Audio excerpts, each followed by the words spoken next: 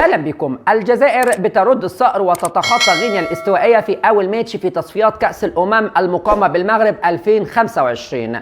محاربي الصحراء بيتفوقوا في اول ماتش على غينيا الاستوائيه بهدفي حسام عوار وامين الغويري في المجموعه اللي بتضم كل من توجو وليبيريا واخيرا غينيا الاستوائيه. اول ماتش الجزائر تفوقت وحصدت اول 3 نقاط مهمين للغايه. الماتشات المهمه تكسب ولا تلعب من وجهه نظري الشخصيه.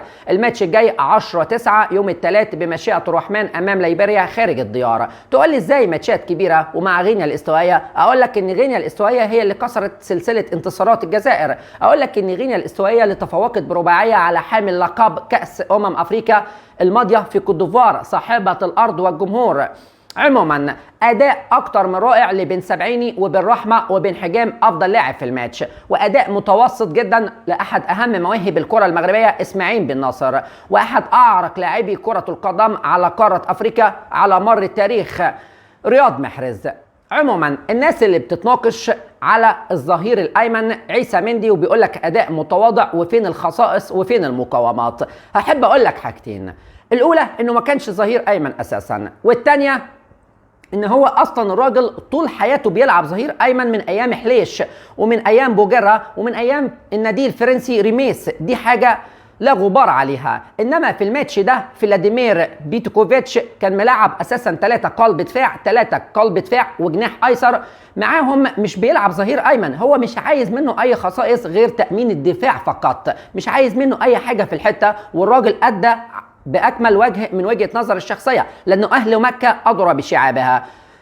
ده بالنسبه للجمهور اللي بيعترض على عيسى مندي في الظهير الايمن. هو ما كانش ظهير ايمن من الاساس في الماتش ده تحديدا، وهو اصلا طول حياته في ماتشات كتيره كان بيلعب وبدايته كان ظهير ايمن من الاساس، يعني ما كانش قلب دفاع زي ما الناس بتتكلم. عموما شابوه لعيسى مندي تحديدا من وجهه نظر الشخصيه، ادى ماتش محترم للغايه. صحيح الماتش والاداء ما كانش اعلى حاجه، ولكن الماتشات الكبيره والمهمه تكسب ولا تلعب. اهم شيء ال3 نقاط في البدايه للدفعه المعنويه لمنتخب الجزائر الشقيق بمشيئه الرحمن.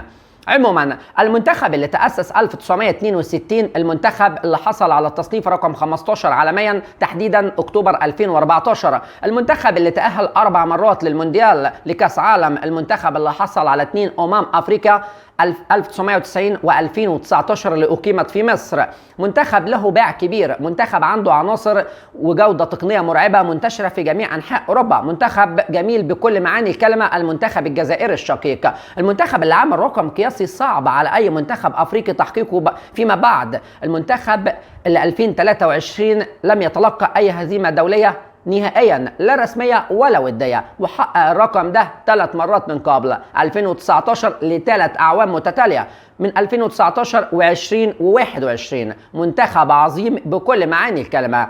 ان شاء الله بالتوفيق للشعب الجزائري وبالتوفيق للمنتخب الجزائري مع المدرب الجديد بمشيئه الرحمن. نتمنى لكم التوفيق من الاعماق. دمتم في امان الله.